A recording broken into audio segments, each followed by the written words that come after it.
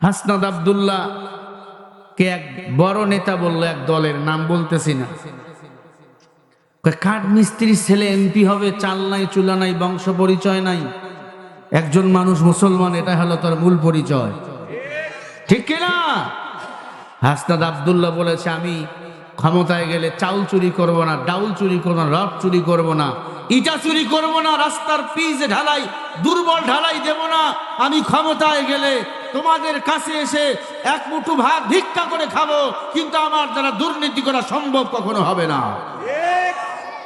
এর চেয়ে দামি কথা কি হতে পারে? আমার দ্বারা চুরি করা হবে না। হাসনাত আব্দুল্লাহ ভোট নির্বাচনে গেছে, মহিলারা টাকা দিতেছে।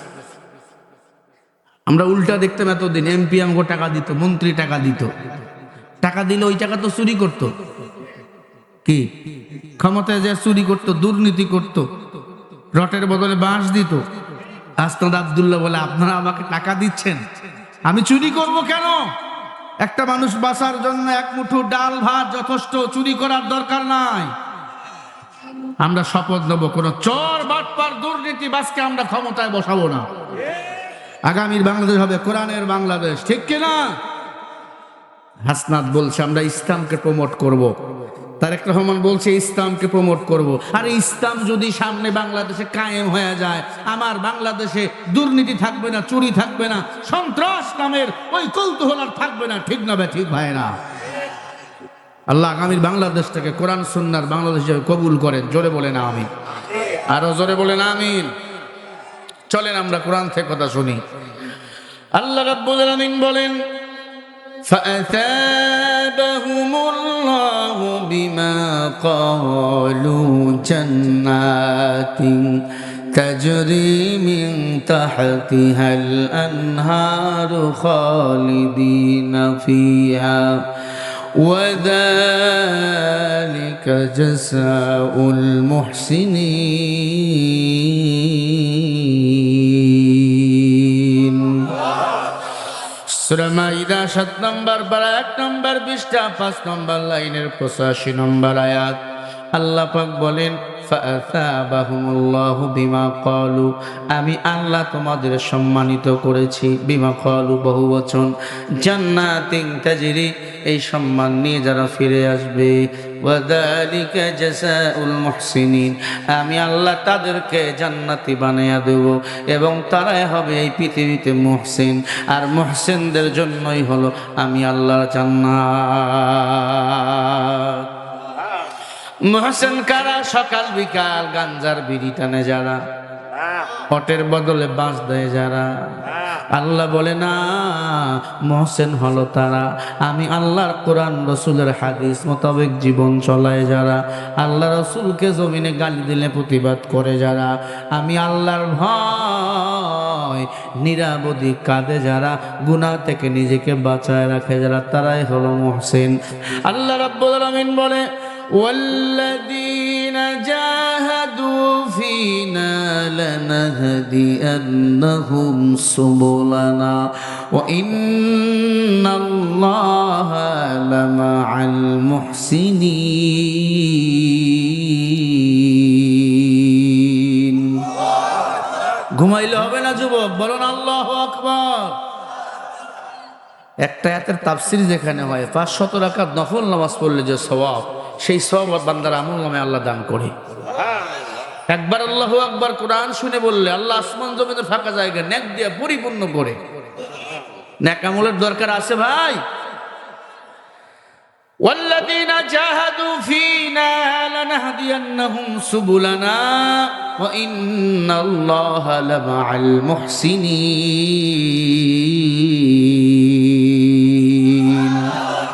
সূরা আনকাবুত ৬৯ নম্বর আয়াত। আল্লাহ বলে, যারা আমি আল্লাহকে পাওয়ার জন্য মুজাহাদা করে, মুরাকাবা করে, যারা আমি আল্লাহর জান্নাতে যাওয়ার জন্য রাস্তা তালাশ করে, আমি আল্লাহ তাদেরকে একাধিক রাস্তা দান করে দিয়েছি। বলেন সুবহানাল্লাহ। নিজেকে মুসলমান বানাও, আল্লাহর জান্নাতে যাওয়া, আল্লাহর ভয় দিলের মধ্যে ঢুকাইয়া গুনাহ ছেড়ে দাও, জান্নাতে যাইবা। এতিমদের হক আদায় করো, জান্নাতি হয়ে যাবা। আজান হয়েছে, মসজিদে গিয়ে নামাজ আদায় করো, জান্নাতি হয়ে যাইবা। রমজান মাস, রোজা ফরজ, ফরজ রোজা আদায় করো, জান্নাতে যাইবা। হজ ফরজ হয়েছে, হজ করো, বান্দা জান্নাতে যাইবা। এই জমিনে আল্লাহর জমিন, আল্লাহর আসমান, লিল্লাহি মা ফিস সামাওয়াতি ওয়া মা ফিল আরদ সুম্মা রুজি'ল বাসারা কাররাতাইন ইয়ানকালিবু ইলাইকাল বাসারু খাসিরান ওয়া হুয়া হাসির। আল্লাহ বলে আসমান দিলাম, জমিন দিলাম, একটা খুঁটিও আমি আল্লাহ দেই নাই আসমানটা টানার জন্য। বিনা খুঁটিতে আসমান টানে রাখছেন কে বলেন? আল্লাহর আসমান, আল্লাহর জমিন। এই জমিনের মধ্যে আল্লাহর দ্বীন বাস্তবায়ন করার জন্য আন্দোলন যারা করবে, আল্লাহ বলে তারা হলো আমি আল্লাহর জান্নাতের মেহমান। কিন্তু যারা এই জমিনে বসবাস করবে, আমেরিকার দালালি করবে, ভারতের দালালি করবে, আল্লাহ বলে এরাই হলো তাগুত।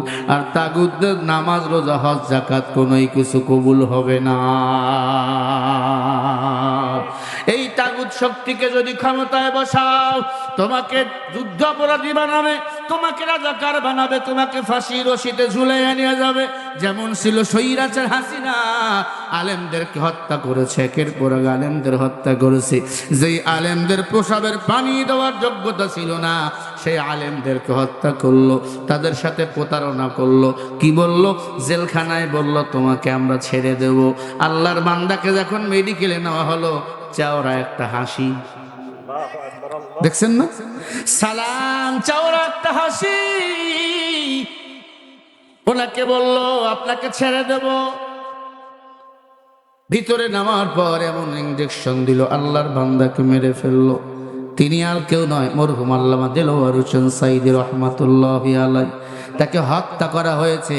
উনি নাকি স্টক করেছে। আর স্টক করলে মানুষ কি হাসে? স্টক করলে মানুষ যত লম্বা সালাম দিতে পারে। যারা আলেমদের রক্ত ঝরাইছে, এরাই হলো তাগুত, এরাই হলো হিন্দুস্তানের পাঁচাটা গোলাম। এদের সাথে মুসলমানের সম্পর্ক থাকতে পারে না, মুসলমান এদেরকে ভোট দিতে পারে না, মুসলমান এদেরকে নির্বাচিত করতে পারে না। ও সিরাজগঞ্জ পাইকপাড়ার মুসলমানেরা, আল্লাহর জান্নাতে যদি যেতে চান, আল্লাহর প্রিয় মেহমান যদি হতে চান, আল্লাহর দ্বীন ও ইসলামকে আপনাকে আঁকড়াইয়া ধরা লাগবে। আল্লাহ বলে ইন্নাদ দীনা ইনদাল্লাহিল ইসলাম, আমার কাছে মনোনীত পছন্দনীয় ধর্মের নাম হলো ইসলাম। ইসলাম ছাড়া আপনারে কেউ শান্তি দিতে পারে না। ইসলাম ছাড়া কোনো দল, কোনো মত, কোনো পথ আপনাকে শান্তি দিতে পারে না। আল্লাহর জান্নাতে যদি যেতে চান, এই জমিনে আল্লাহর দ্বীন বাস্তবায়ন করা আন্দোলনে আপনাকে আমাকে শরীক হওয়া লাগবে। যেমন সংসার করার জন্য দিনরাত পরিশ্রম করেন, আল্লাহর জমিনে আল্লাহর দ্বীন বাস্তবায়ন করা আন্দোলনে যদি শামিল হন, মরতে দেরি, আল্লাহর জান্নাত যাইতে দেরি হবে না। আল্লাহ বলে ওয়ালা তাকুলু লিমান ইউকতালু ফি সাবিলিল্লাহি আমওয়াত বাল আহইয়াউ ওয়ালাকিন লা তাশউরুন। একটু জোরে বলেন। আল্লাহ বলে দিনের জন্য, ইসলামের জন্য যারা জীবন দেয়, এরা মরা না, এরা হলো শহীদ। শহীদদেরকে আমি আল্লাহ বিনা হিসাবে জান্নাতের মেহমান বানিয়ে দিই। বলেন সুবহানাল্লাহ। মুসলমানি বুয়াদ বরদান নেহাদা নানে খুদ বদসতে খা জাদাদা। কোরআনের জন্য ঘর ছাড়বো, কোরআনের জন্য স্ত্রীকে বিধবা বানাবো, মাকে এতিম বানাবো, সন্তানদের এতিম বানাবো। রাজি আছো কারা কারা? দুটো হাত তুলে দেখাও। না